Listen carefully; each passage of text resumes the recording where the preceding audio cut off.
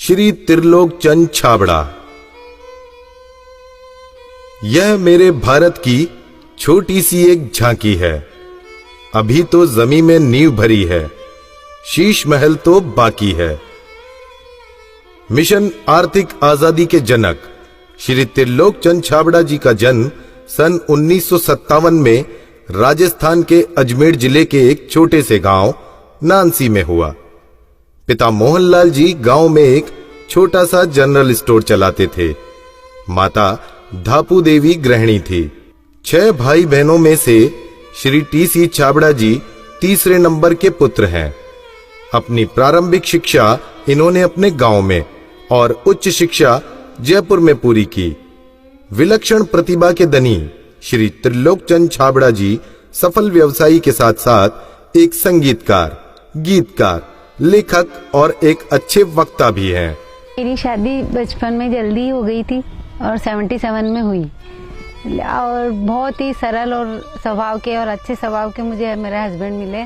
हम एक भिलवाड़ा आए और फिर 2000 में ये जो सिस्टम है आरसीएम चालू किया। आई वॉज 18 ईयर्स जब आरसीएम की शुरुआत हुई और हमारे सामने ये सब चीजें हो रही थी जब हम एजुकेशन में थे और हमारे पापा ने बिजनेस स्टार्ट किया था और वो शुरू से बहुत ही सिंपल पर्सन रहे, तो उनका जो स्टाइल ऑफ बिजनेस था वो भी बहुत सिंपल था।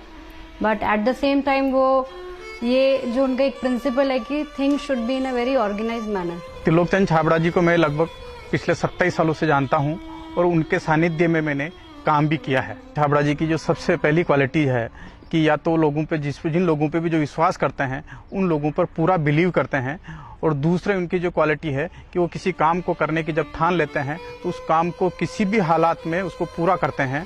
जब ये चालू किया था आरसीएम, उससे कुछ समय पहले कुछ सिस्टम यहाँ हिंदुस्तान में चलते थे जो जानकारी में आए, तो एक दिमाग में पता नहीं एकदम विचार से आया कि ये तो बड़ा सुंदर सिस्टम है। अगर हम इसमें नॉर्मल प्रोडक्ट जो हमारे रोज उपयोग होते हैं वैसे प्रोडक्ट लाकर अगर करें तो ये तो देश के लिए बहुत अच्छा सिस्टम है, बहुत सारे लोगों को इसका लाभ मिल सकता है। और उसके बाद एक ऐसा विचार जो अंदर पैदा हुआ तो उस विचार ने मुझे कभी रुकने ही नहीं दिया। टी.सी. छाबड़ा जी को मैं पिछले 25 सालों से जानता हूं और उनके सानिध्य में मैंने काम भी किया हुआ है। टी.सी. छाबड़ा जी की सबसे बड़ी क्वालिटी है उनके लिए काम होता है। काम छोटा और बड़ा नहीं होता, वो हर काम को उतनी ही सीरियसनेस से करते हैं, चाहे वो काम छोटा हो चाहे बड़ा हो। मुझे याद है जब आरसीएम की सबसे पहली मीटिंग हुई थी, एकदम फर्स्ट मीटिंग, मैं उस मीटिंग में प्रेजेंट थी और वो एक पेड़ के नीचे बाहर मीटिंग हुई थी जहाँ पे मुश्किल से शायद 20 लोग बैठे होंगे। क्या मालूम, इनसे पहली बार मिलते ही मुझे लगा कि कुछ विशेष व्यक्ति है ये, जो बोल दिया एक बार फिर वो याद है, वो एक कंप्यूटराइज काम हो गया। मेरी एक नेचर है कि मुझे अगर कोई चीज अच्छे से समझ में आ गई, मैं कन्विंस हूँ कि हाँ ये जिंदगी में सही है या ये काम सही है, तो मैं फिर किसी के रोके रुकता नहीं हूँ। तो आरसीएम की भी यही कहानी है। शुरू में सबने मना किया, परिवार वालों ने भी मना किया, दोस्तों ने भी मना किया, बहुत सारी चीज़ें भी हुई, लेकिन मैं कन्विंस था, मुझे समझ में आ गया था कि ये सिस्टम है, इसको देश को इसकी ज़रूरत है, आम आदमी की ज़रूरत है। वो हमेशा एक ही चीज़ बोलते हैं लाइफ में कि चाहे दुनिया कहीं पे भी कुछ भी कर रही हो, चाहे पूरी दुनिया भी अगर वो चीज़ कर रही है और अगर वो गलत है तो हमको उसका साथ नहीं देना चाहिए, हमको हमेशा सही चीज़ ही करनी चाहिए। जो उन्होंने अपने जबान से कहा उसको उन्होंने पूरा किया। जबान के सच्चे ये उनमें मानता है। एमएलएम के नाम पर ज्यादातर कंपनियां कुछ महंगे प्रोडक्ट लाती है उसमें और ज्यादा कुछ उसमें से बांटने की कोशिश करती है, और हम आरसीएम में ऐसे क्यों प्रोडक्ट लाते हैं जो बहुत कम रेट में होते हैं। बहुत ज्यादा इधर कुछ चीजों को हाई फाई करना या कुछ बहुत ज्यादा हर कहीं खर्च कर देना, तो मेरे को कुछ महंगी चीज खरीदना पसंद नहीं है लाइफ में। तो मेरे को जो पसंद नहीं है मैं बेच कैसे सकता हूँ। हमारे हिंदुस्तान का मिशन मंगल इसका एक बहुत बढ़िया उदाहरण है कि उन्होंने उस पर्टिकुलर बजट में उनको बनाने की सोचा तो उन्होंने वो चीज़ बना कर दी। ये कोई भी वादा करते हैं वो पूरा करते हैं और इन्होंने जो सोच लिया कि मुझे ये काम करना है वो करके रहते हैं, और इन्होंने जो भी सोचा ईमानदारी से कर रहे हैं पूरा। बहुत सारी चुनौतियाँ आई इस काम को करते हुए, बहुत सारे लोगों ने साथ निभाने का वादा किया, साथ चले, काम को आगे बढ़ाया, फिर उनके मन में पता नहीं क्या लालच आया तो उन्होंने पूरा बाहर जाकर एक नई कंपनी शुरुआत की और पूरा आरसीएम पर अटैक करना चाहिए और आरसीएम के सारे लोगों को, सारे सिस्टम को तोड़ने की एक बार नहीं कई बार बार ऐसे प्रयास हुए कि जब ऐसी घटना हुई है तब आरसीएम में बड़े निर्णय हुए हैं। जो सामान्य गति से चल रहा था उसमें एक मजबूती आई, एक बड़े निर्णय लेने की ताकत आई कि अब तो इसको करके ही रहना है।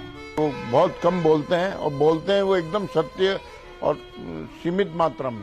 डायरेक्ट सेलिंग सिस्टम में एक बहुत बड़ी बात सीखने को मिली कि लोगों को कभी भी आप ओवर कमिटमेंट मत करो। 2011 में जो हमारे साथ में ये गवर्नमेंट का हुआ उसमें बहुत अलग हमारे पर इफेक्ट हुआ उस चीज का कि ये भी होता है क्या लाइफ में ऐसा।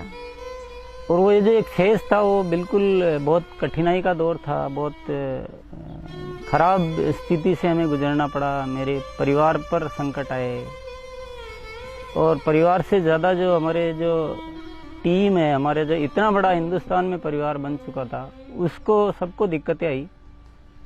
लेकिन एक मन में विश्वास था कि आखिर जो सत्य वो तो सामने आएगा। ऐसा ट्रैजिक पीरियड आया था कि पूरी दुनिया ने ही बोल सकते साथ छोड़ दिया। इनफैक्ट जो एकदम अपने बोलने के लिए होते हैं उन लोगों ने भी साथ छोड़ दिया। लेकिन पापा की वो जो हिम्मत थी और जब भी हमने उसके बाद या उस दौरान जब भी हमको मौका मिला उनसे बात करने का, उन्होंने एक ही चीज बस हमको बोली थी कि सब कुछ ठीक होगा क्योंकि हमने कुछ गलत नहीं किया किसी के साथ। हमारे जो आरसीएम परिवार है उनका इतना विश्वास था कि उन्होंने 1 साल इंतजार किया और पूरा डटे रहे। और जब उनका इतना विश्वास था तो उस विश्वास में इतनी ताकत आ गई और ये सब चीज़ें, जो भी संकट का समय था वो निकला और अब सब चीज़ें धीरे धीरे अच्छी हो रही है। ऐसे साथी मुझे इस सिस्टम की वजह से मिले। आज इतनी बड़ी सेना कह सकते हैं, इतना बड़ा परिवार कह सकते हैं देश के कोने कोने में, और उसमें इतने जो संस्कार बने हैं, ये हमारे लिए एक बहुत खुशी की बात है। इतना बड़ा व्यापार उद्योग धंधा होने के बावजूद, इतनी बड़ा साम्राज्य होने के बाद भी उनमें तनिक भर भी अहंकार या पैसा होने का घमंड दिखलाई नहीं देता है। ये उनकी सादगी और उनकी महानता को दर्शाता है। मुझे मेरे फादर इन लॉ की एक क्वालिटी सबसे अच्छी लगती है कि वो आज इतना बड़ा बिजनेस करने के बावजूद भी वो इतने डाउन टू अर्थ है कि किसी को भी विश्वास नहीं होता जब मैं उन्हें उनकी बातें, उनके किस्से सुनाती हूँ। एक छोटी सी बात ले लीजिए, अगर हम जब भी खाना खाते हैं हम डाइनिंग टेबल में बैठ के खाते हैं, पर वो आज भी प्रेफर करते हैं कि हम जमीन पे उनके साथ बैठ के उनके साथ भोजन करें। त्रिलोकचंद जी छाबड़ा एक व्यक्ति नहीं, आंदोलन है। उनके जीवन में उन्होंने बहुत संघर्ष तो किया ही है, लेकिन सबसे बड़ी बात उनमें है सादगी और सच्चाई। आरसीएम की शुरुआत से ही मैं काम कर रहा हूं और जब आरसीएम बिजनेस की शुरुआत हुई थी तो टीसी छाबड़ा जी की एक सोच थी कि दुनिया में जो कंपनियां आती है मल्टी लेवल मार्केटिंग में, वो बड़ी बड़ी और महंगे महंगे प्रोडक्ट लेकर आती है। और टीसी छाबड़ा जी की सोच थी कि मैं एक ऐसी कंपनी की स्थापना करूं जो इस तरह के प्रोडक्ट बनाए जो इंडियन रेट में हो, इंडियन कल्चर में हो, इंडियन मेंटालिटी को सूट करते हो और आम आदमी उस बिजनेस को कर सके, आम आदमी अपने जीवन को बदल सके। 2016 में इसकी गाइडलाइन जारी की गई भारत सरकार द्वारा।